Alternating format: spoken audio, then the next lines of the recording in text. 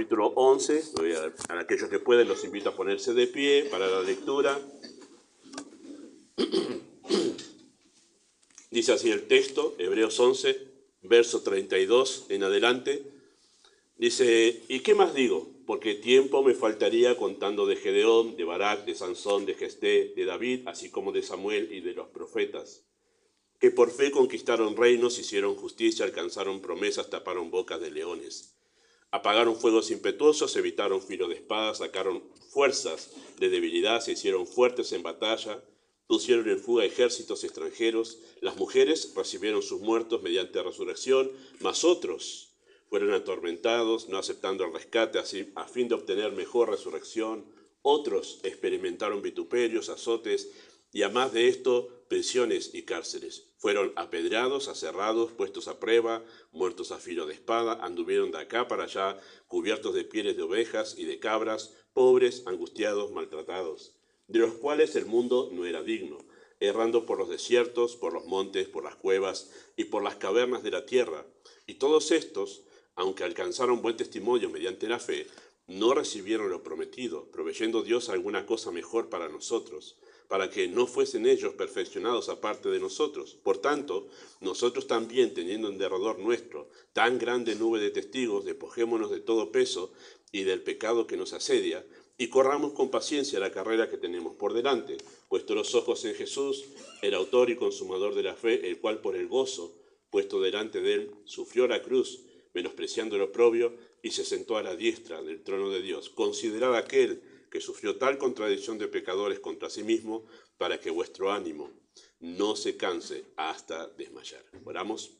Amado Dios, damos muchas gracias por tu pueblo congregado. Estamos muy agradecidos por escuchar a nuestra hermana Isabel contarnos cómo tú le salvaste, y nos llena de gratitud el corazón. Así que pedimos, Padre, que tú sigas obrando en esta reunión para que nuestros corazones puedan estar atentos a tu voz. Que tú hagas en aquellos que aquí no son salvos lo mismo que hiciste en ella, que crees la vida, que desea a Cristo, que desea oír su voz. Que pedimos esto en el nombre de Jesús. Amén. Muy bien, pueden tomar sus asientos. Por la gracia de Dios llegamos al final de este estudio que hemos llevado ya, creo que son 5 meses me parece, que hemos dedicado a este capítulo, que es en sí un libro en sí mismo, y llegamos al final en estos versículos, ¿sí? Llegamos al final de este recorrido de la galería de los héroes de la fe, y el escritor, cuando uno llega a ese verso 32, uno empieza a leer y parece que el escritor en realidad quiere apurarse un poco. Se ha entretenido bastante, como lo haríamos los predicadores cuando empezamos a desarrollar un tema.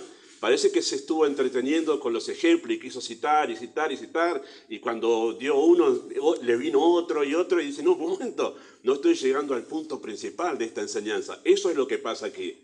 Se da cuenta que, wow, no, me estoy olvidando el punto principal y me quedan 5 minutos, dice el escritor aquí. Bueno, y empieza a hacer un resumen.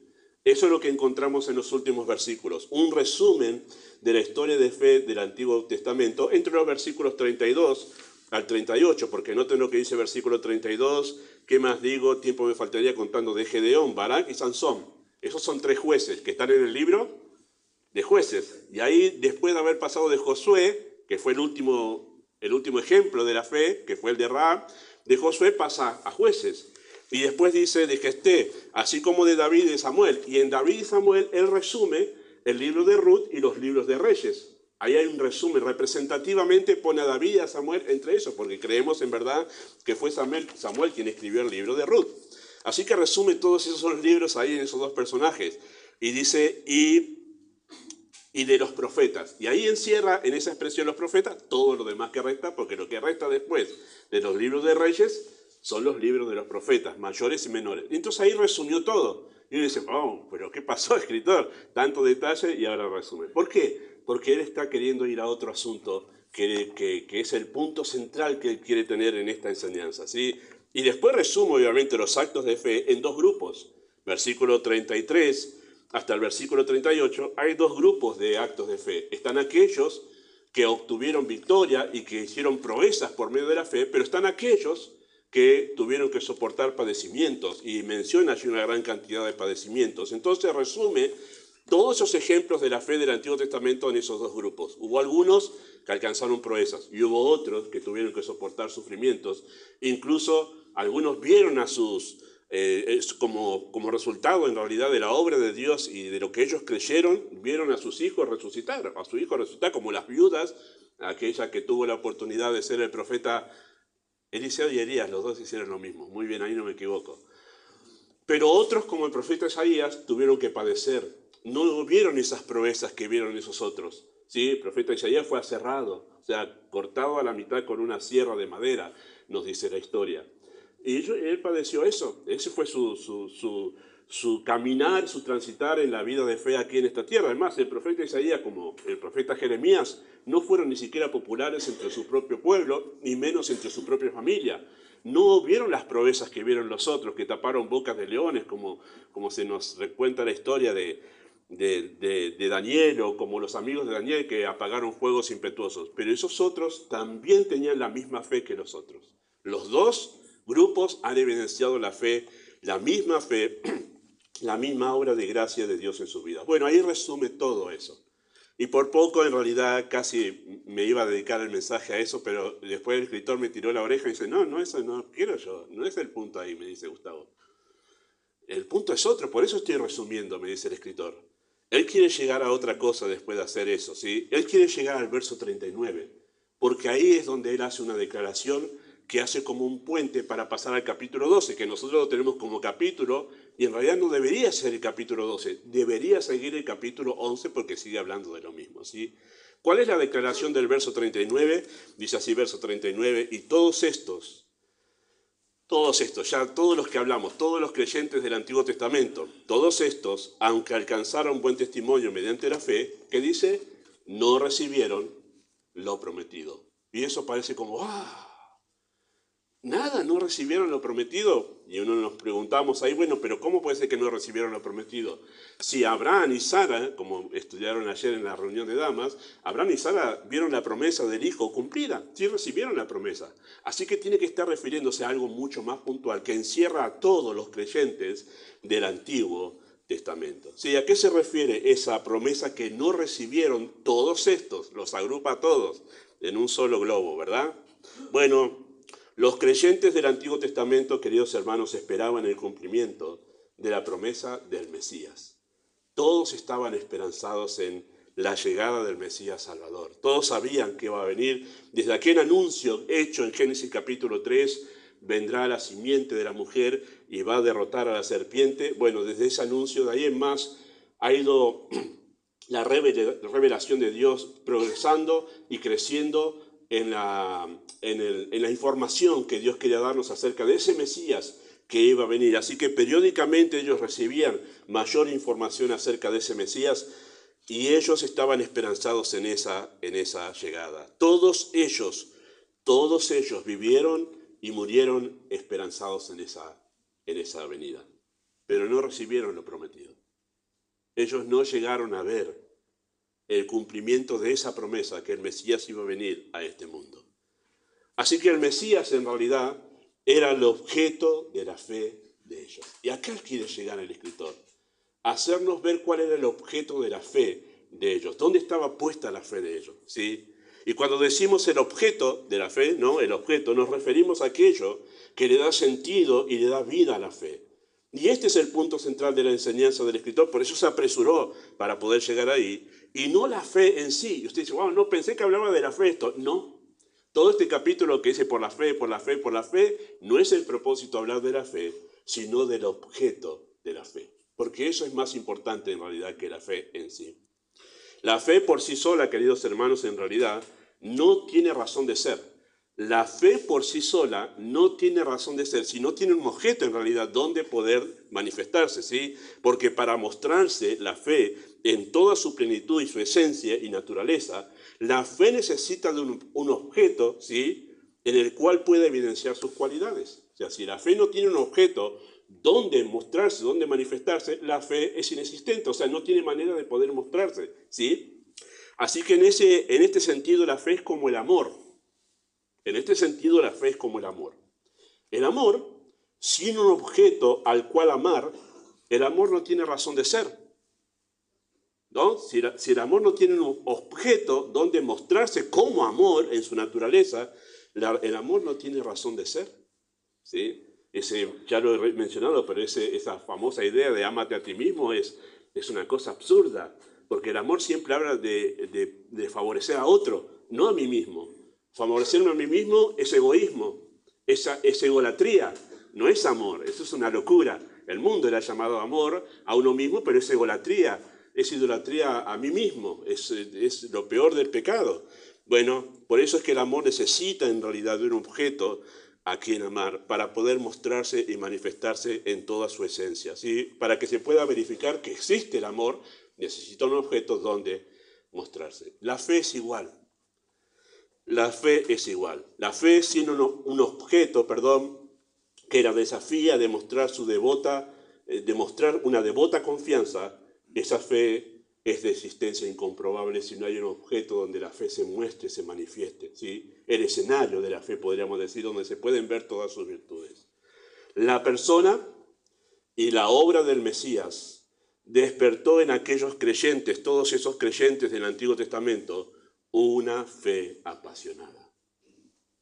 Era el objeto donde estaba depositada la fe de ellos que hizo que esa fe se vuelva una fe que brillaba y ardía de manera apasionada por el Señor.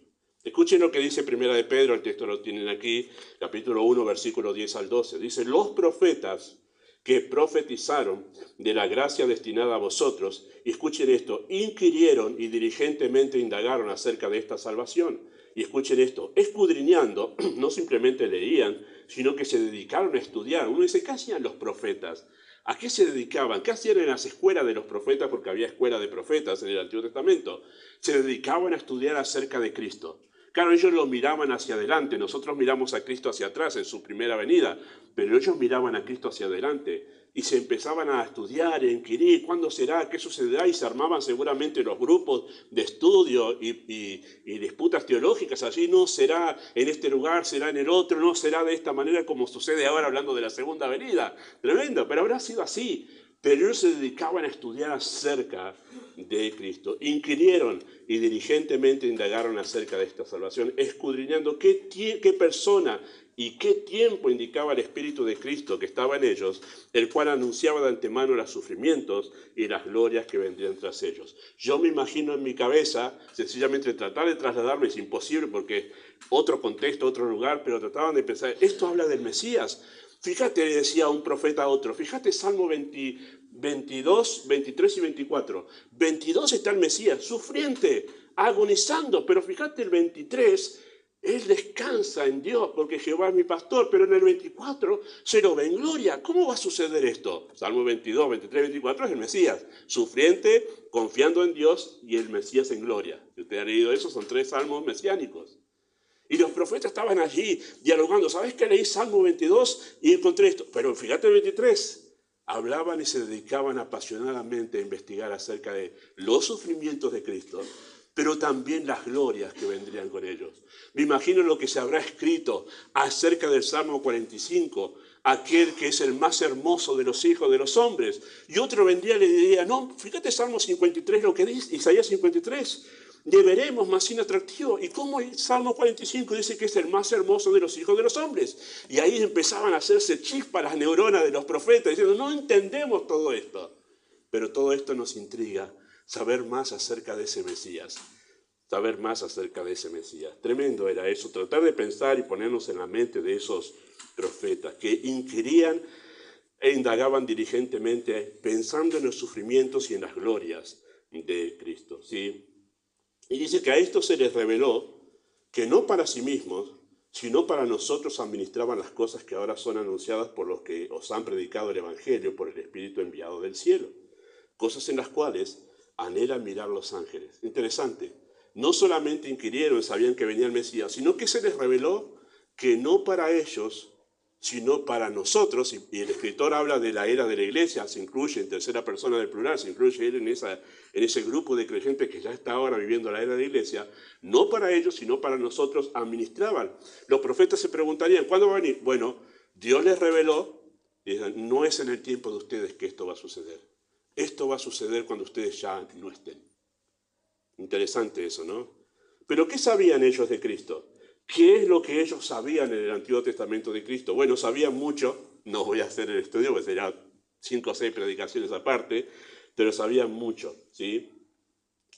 No sabían todo lo que nosotros sabemos hoy con la revelación completa, pero sabían mucho de Cristo. ¿Por qué? Porque todo el Antiguo Testamento habla de Cristo. Y si usted piensa que el Antiguo Testamento es la historia de Israel, en realidad la historia de Israel es el marco, es el escenario que Dios preparó para hablar acerca de ese Mesías que iba a venir. Y toda la historia del Antiguo Testamento es todo un recorrido, todo el camino que Dios trazó para que su Hijo pueda llegar a este mundo. Eso es la historia del Antiguo Testamento. Así se resume todo el Antiguo Testamento, ¿sí? Así que tenemos todo el Antiguo Testamento hablando de Cristo. Ellos sabían mucho, pero nosotros tenemos mucho más de lo que ellos tenían acerca de Cristo, ¿sí? Ellos miraban a Cristo desde la distancia, a lo lejos, sabían que no lo iban a poder ver, así que lo miraban a lo lejos a Cristo. Y les apasionaba estudiar de eso, poder indagar acerca de su persona. Les fue revelado justamente que su venida sucedería en un tiempo en el cual ellos no estarían. Podían ver a Cristo, además, en figuras del ceremonial de sacrificios que tenía instalado Israel en la adoración. Todo el ceremonial de sacrificios eran cada uno de los sacrificios que se hacían todos los días y aquel que se hacía una vez al año. Todos y cada uno de ellos hablaban de un aspecto de la obra y de la persona del Salvador. Pero todo eso, según la carta a los Hebreos, era simplemente una sombra de aquel que habría de venir. Era una revelación incompleta, borrosa y tenue en comparación con la revelación que tenemos nosotros acerca de la persona de Cristo, ¿sí? Tremendo, ¿no? Porque nosotros tenemos mucho más de Cristo, más detalles que ellos no tuvieron la oportunidad de poder conocer. Así que la visión de ellos de Cristo era muy, muy lejana. Sabían que era una persona, iba a ser rey. Indagaban acerca de sus sufrimientos, pero era incompleta, era tenue en comparación con todo lo que tenemos nosotros. Ahora, esta realidad de ellos, queridos hermanos, de tener esta revelación en comparación a la nuestra mucho más pequeña, menos específica, esta realidad, en lugar de apagar su entusiasmo, creó en ellos mayor expectativa acerca de Cristo. ¿Se imagina usted que está en ese lugar y dice, pero ustedes no van a ver esa llegada al Mesías? Y dice, no, pero no le digas eso porque se va a desanimar. Sin embargo, en lugar de desanimarse, creaba mayor expectativa acerca de esa venida, aunque ellos no la iban a ver. Tremendo, ¿no? ¿Por qué? ¿Quién dijo esto? Cristo lo dijo en Lucas 10, 23 y 24, que tienen el texto aquí. Dice que volviéndose hacia los discípulos, les dijo aparte, dichosos los ojos que ven lo que vosotros veis. Y escuchen esto. Y bueno, ¿por qué dichosos? Bueno, Cristo les responde, porque os digo que muchos profetas y reyes desearon. Ellos sabían que no iba a suceder en su tiempo, pero igual no se apagó el fuego por Cristo. Ellos desearon ver lo que vosotros veis y no lo vieron, y oír lo que vosotros oís y no lo oyeron. Estaban apasionados por Cristo ellos. Había una pasión en el corazón de todos ellos acerca de ese Mesías. Queridos hermanos, ellos deseaban a Cristo. Y es interesante que en esa revelación que era incompleta en comparación con la nuestra, lo poco que conocían del Salvador fue suficiente para que la fe mueva sus corazones en una sincera devoción. Lo que está haciendo el escritor acá es explicarnos toda esta gente qué hizo por fe. Asombroso lo que hicieron ellos. Mira, acá está la explicación. ¿Dónde estaba la fe de ellos? Ellos hicieron todo eso porque les apasionaba una persona, Cristo. Cristo les apasionaba a ellos. Ahí está la razón de todo este acto de fe que ellos hicieron. La persona del Salvador. Pero era muy poco, pastor, lo que ellos tenían. Lo poco que tenían de Cristo. Era suficiente. Su persona es tan grandiosa que lo poco del Salvador que tenían fue suficiente para que su fe mueva los corazones en sincera devoción. Entregaron sus vidas. Un poco de Cristo para la fe hace que el corazón se rinda por completo a sus pies. Así que solo la fe que viene de Dios puede hacer que el corazón desee a Cristo incluso sin verlo. No, pero yo quiero verlo para, mire, no hace falta eso. Sin verlo, la fe le da una capacidad al corazón para desear a Cristo y rendirse a Él. No importa si no lo veo. La fe hace eso. Eso naturalmente no sucede. Eso no sucede de manera natural. En la carne no está eso. Eso viene de la fe. Es la persona del Salvador, queridos hermanos, que le da vida a la fe y la hace brillar en toda su plenitud. No se trata de la fe, este capítulo, del objeto de la fe. Es ese objeto de la fe que es tan grandioso el que hace que la fe brille en toda su plenitud y se manifieste en realidad como en ningún otro lugar. La fe se nutre y se sostiene de Cristo. Su persona es tan grandiosa que un poco de Cristo es suficiente para que la fe se apasione por Él. La fe dirige el corazón de los salvados a la persona del Salvador, despertando un deseo, admiración y amor sobrenatural. ¿Quién hace eso? La fe. La fe hace eso.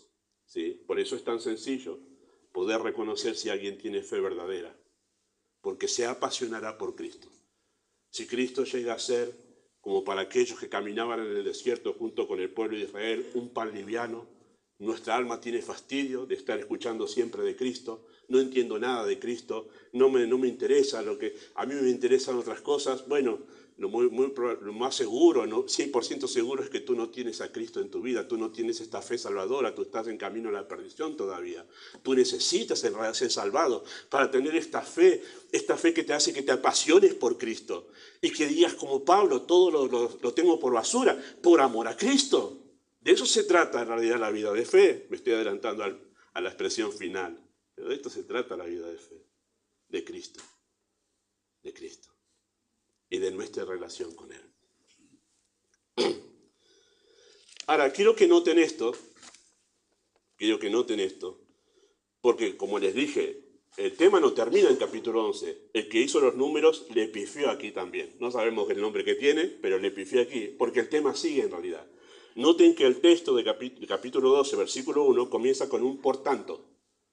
Y cuando está ese por tanto, significa que ha hecho una puntada para que capítulo 11 no nos quede colgando, sino que hizo una puntada para decir, esto que sigue ahora está unido con esto. Unió las dos cosas. El por tanto sigo hablando de lo mismo. Estoy hablando del mismo tema. Entonces nosotros debemos tomar capítulo 12, los primeros versos, como una continuación en realidad de lo que acaba de decir allí. Y él pasa, el escritor, de ellos, ¿sí?, los del Antiguo Testamento, al nosotros. Noten cómo comienza, por tanto, también nosotros también. Así que hace lo que hace el predicador cada domingo cuando hay una prédica. Empieza a hablar acerca del texto, empieza a explicar lo que hay aquí, y en un momento el predicador llega, nosotros ahora, está haciendo la aplicación.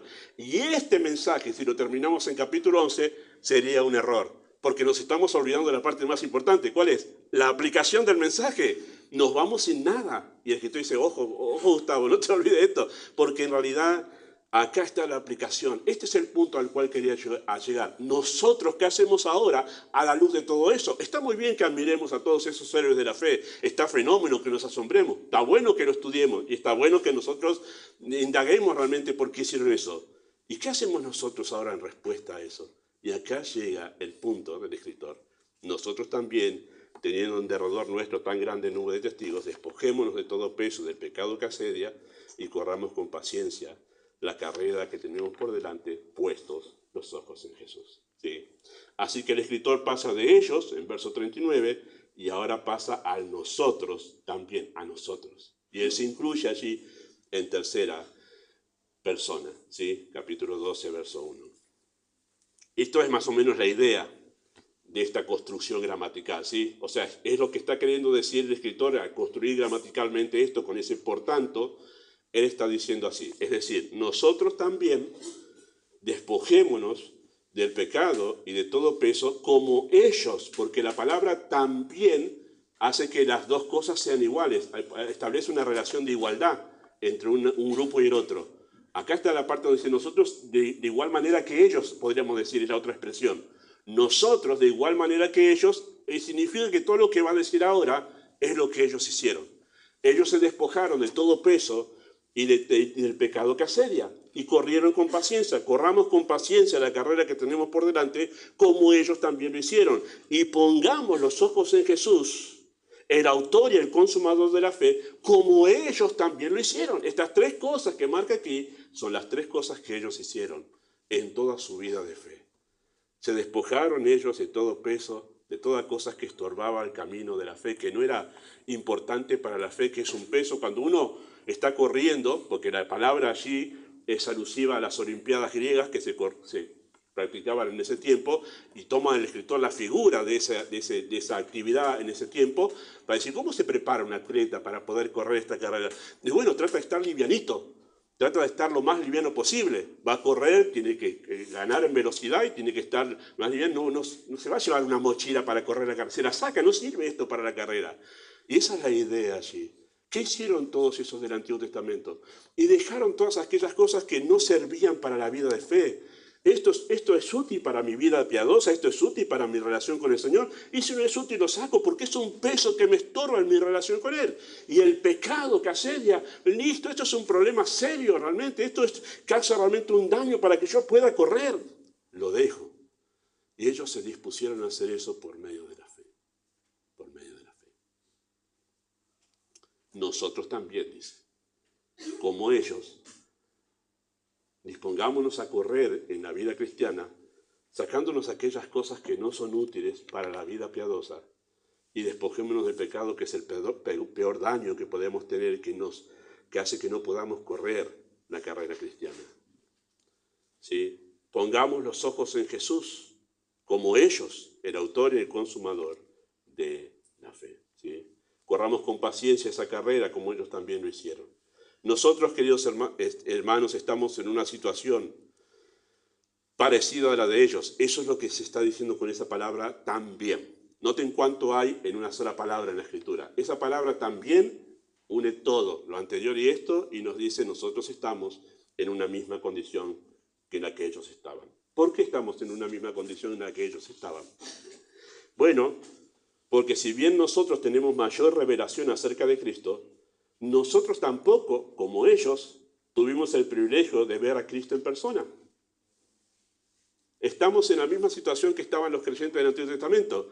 Ellos anhelaban a estar en ese momento y no iban a estar. Nosotros estamos en la misma situación. No podemos ver a Cristo, no lo hemos podido ver personalmente. Y es más, ¿cuántos creyentes? Y quizá nos toque a nosotros pasar a la eternidad sin poder ver ese glorioso momento en que Cristo venga a buscar a los suyos. Así que en esta era de la iglesia, muchos creyentes han muerto y morirán con la esperanza de ver al Señor volver a esta tierra, y no lo verán. Claro que cuando el Señor venga resucitarán o resucitaremos, si ya hemos pasado la eternidad y seremos recibidos por Él. Pero estamos en la misma situación que ellos. Vemos a Cristo a la distancia. Vemos a Cristo a la distancia. Como ellos, vemos a Cristo a la distancia y lo vemos desde las páginas de la Escritura. ¿Dónde ellos veían a Cristo? El pasaje de Pedro. ¿Dónde los veían? Los profetas que profetizaron de esta gracia destinada a vosotros, inquirían y diligentemente indagaban qué persona, qué tiempo, ¿dónde estaban leyendo? En las Escrituras, en el Antiguo Testamento. Ellos tenían eso. ¿Qué tenemos nosotros? Lo mismo. Nosotros vemos a Cristo acá a la distancia en las Escrituras, e indagamos y estudiamos y vemos qué dice la Biblia de Él. Estamos en igualdad de condición con ellos. ¿Más luz? Sí, pero la situación es la misma. No hemos tenido la oportunidad de ver a Cristo de manera personal, ¿sí? Pero como ellos, y gracias a Dios que es así, esto es lo lindo de ver la historia del pueblo de Dios, de la iglesia de Dios a través de los años. Por eso es tan lindo estudiar historia de la iglesia, ¿sí? Ellos, como ellos, vivimos y morimos con la esperanza de verle cara a cara. ¿No es esa la esperanza que tenemos? Verle cara a cara. Tenemos la misma esperanza que ellos del Antiguo Testamento. Así como a ellos, queridos hermanos, a nosotros también la fe nos mueve a mantenernos fieles, teniendo la misma mirada o la mirada puesta en Jesús. Ellos corrieron la carrera teniendo la mirada puesta en el Mesías. El Mesías, ese es el objeto de la fe. No te olvides, le decía Isaías a su pueblo. No te olvides, ahí está la mirada. Se animaba mutuamente. Ahí no te olvides, ese es el objeto de nuestra fe. Nosotros también, no te olvides, ese es el objeto de nuestra fe. Por medio de la fe Dios puede hacer muchas cosas y nos lleva a nosotros a creer muchas cosas acerca de Él. Pero ninguna de ellas tiene comparación con el ejercicio de la fe, de tener la expectativa puesta en la venida de nuestro Señor. ¿Sí? Él es el objeto de nuestra fe, el que le da sentido, el que la hace vivir, el que la enciende y el que la hace arder en devoción. Así que cuando la fe escucha de Cristo, se conmueve y reacciona, impulsando el corazón más endurecido, apático e indiferente a una entrega sin reservas. ¿No le ha pasado? Si usted es un creyente verdadero, usted va a coincidir con esto. Especialmente cuando tenemos esa oportunidad de estar en algún campamento donde ya no estamos pensando en el trabajo ni en otras cosas y nos hemos dispuesto a estar allí y empezamos a escuchar con más atención la enseñanza, si somos creyentes, y vemos que el campamento no es un divertimento, sino un momento para conocer al Señor más, y empezamos a escuchar y escuchamos como, wow, ahora estoy tranquilo, escuchando mejor, y escuchamos la voz de Cristo. Y el corazón se nos conmueve y palpita más rápido, y dicen, wow, ¿cómo no había prestado atención? Y hasta llegamos a llorar escuchando al Señor. Bueno, esto nos puede pasar obviamente en cualquier reunión donde la Escritura es abierta y donde Cristo es expuesto. Y nos empezamos a entusiasmar y decimos, wow, tiene razón lo que dice la Escritura. Nuestro corazón empieza a sentir cosas diferentes. Porque eso hace la fe. La fe se despierta cuando escuchamos de Cristo.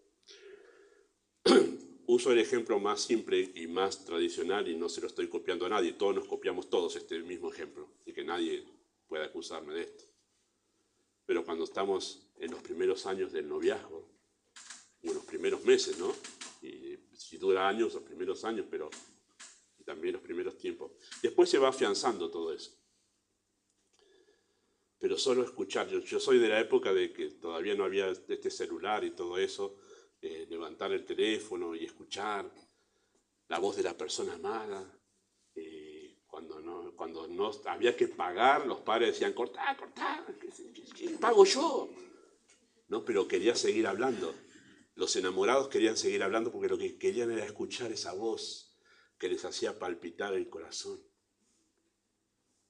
Eso pasa con Cristo, ¿verdad? Y si no te pasa eso con Cristo, con su palabra, tú necesitas a Cristo en tu corazón. Tú necesitas la fe que te hace desear a Cristo, que te hace amar a Cristo, que hace palpitar tu corazón por Cristo. Tú necesitas esa fe. Si tú no ansías, no tienes esa sed de escuchar a Cristo, cada vez que su palabra es abierta, tú estás perdido. Necesitas a Cristo en tu vida. No tengo miedo de decirte esto, porque más terrible es dejarte que vayas al infierno, convencido de que eres creyente y no lo eres.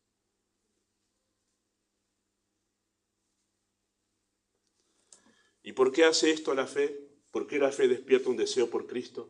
Bueno, porque la fe busca su origen. Porque Él es el autor y consumador. De ahí viene nuestra fe, de Cristo. Pablo dijo, lo que ahora vivo en la carne, lo vivo en la fe del Hijo de Dios, Gálatas 2:20. De Él viene la fe hacia mí. La fe busca su origen y cuando la fe escucha su origen, su lugar de nacimiento, reacciona. Por eso hace eso la fe. Nuestra fe, como la de ellos, se nutre de la persona del Salvador, de sus palabras y de su obra. Y cuanto más cerca está de Cristo la fe, más viva está y más demuestra su naturaleza rindiéndose en devoción. Así que la fe se apasiona por Cristo y no encuentra ningún placer ni atractivo en nada que no tenga que ver con su autor y su consumador. Aleja la fe de Cristo y la fe se apagará. Por eso es que la fe sin su objeto no tiene sentido ni razón. Aleja la fe de Cristo y la fe se apagará. Vamos a decirlo en sentido práctico, aléjate de la exposición de las Escrituras y tu fe se apagará. Porque aquí está Cristo en las palabras de vida. Esto es lo que nos dejó de Él. Aléjate de esto y tu fe se apagará. Y no tendrás ni interés, el más mínimo interés por las cosas de Cristo. Pero acerca la fe a Cristo y empieza a revivir. Y como un poder sobrenatural, inclina tu voluntad, tus emociones, tus decisiones en pos de aquello que tiene que ver con Cristo. No hay nada que nosotros tengamos que inventar para que un corazón se rinda a Cristo. Hay que simplemente acercarle el fuego de la Escritura para que se encienda esa fe, y la fe en el corazón hace que la persona diga: Señor, todo para ti, todo para ti. Nosotros, como ellos, anhelamos encontrarnos con aquel a quien jamás hemos visto, pero sentimos como que es el más íntimo. Es tremendo eso lo que hace la fe. Anhelamos a alguien que jamás hemos visto, pero eso lo hace la fe. Eso lo hace la fe. ¿Sí? Han pasado, queridos hermanos, más de 2000 años desde que Él se fue de este mundo, diciendo que volverá. La espera se ha hecho larga, ¿verdad? Yo me acordaba de todos estos que se alejan de la Escritura y empiezan a sembrar fechas. El Señor va a venir. Me acuerdo que yo me convertí y ya había un montón de libros en la librería que empezaba a leerlo porque era mi entusiasmo en ese momento. Después me di cuenta qué pérdida de tiempo que es esto, pero un montón de libros hablando de va a venir, sacamos la cuenta, 2000 va a venir porque ya 6000 años de cosas, el séptimo, estamos 2024. Así que cuidado cuando a la primera bomba que cae en algún país, ¡ah, el Señor viene! Olvídese, ha habido guerras por toda la historia humana, no se deje llevar por eso. El Señor ha dejado claramente en la Escritura las indicaciones de cuándo sucederá, en cómo sucederá. ¿Y el día y la hora? Nadie sabe, así que se ha hecho larga la espera, pero en lugar de apagar nuestra esperanza, la mantiene expectante, imaginando cómo será aquel glorioso día. Y nosotros cantamos: en presencia, estar de Cristo, ver su rostro, ¿qué será? Cuando al fin en pleno gozo mi alma le contemplará. Solo tras oscuro velo, hoy lo puedo aquí mirar, mas ya pronto viene el día que su gloria ha de mostrar. Cara a cara, cuán glorioso ha de ser así vivir, ver el rostro de quien quiso nuestras almas redimir. Cara a cara espero verle, más allá del cielo azul.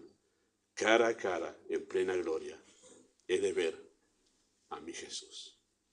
¿No es esa la esperanza de los que amamos a Cristo? Y eso no nace de la carne, nace de la fe. Nace de la fe. Solo la fe produce semejante expectativa y anhelo. Hubo solo, queridos hermanos, una generación de creyentes que pudo ver al Señor personalmente. Pero incluso esa generación, incluso ellos necesitaron de la fe para poder seguirle con devoción. Porque muchos tuvieron a Cristo así, cruzándose en las calles, y le vieron como cualquier otro ser humano. Pero solo los ojos de la fe hizo que vieran en ese hombre al ser divino. Y solo los ojos de la fe hizo eso. Para los demás era el hijo del carpintero. Para los ojos de la fe era el Hijo eterno. Y que Juan escribe en su carta, dice: nosotros contemplamos al verbo de vida. Y Pedro va a decir lo mismo en su primera carta, en su segunda carta, va a decir: nosotros palpamos al verbo de vida. Habla con emoción acerca de lo que vieron en ese hombre común a los ojos humanos, pero ellos pudieron ver más, vivieron a alguien lleno de gracia y de verdad. Qué maravilloso. Incluso ellos precisaron fe para eso. Y de esto se trata la vida de fe, queridos hermanos, de cuánto puede llegar una persona a apasionarse por Cristo al punto de olvidarse de sí misma por amor a Él. Esto es fe. Esto es fe. De esto se trata la fe. De cuánto una persona puede llegar a apasionarse por Cristo. La fe es como los lentes que nos permiten ver al supremo valor de la persona de Cristo y lo que nos permite distinguir que todo lo demás palidece ante su grandeza. La fe hace que veamos en Cristo al único digno de toda nuestra devoción.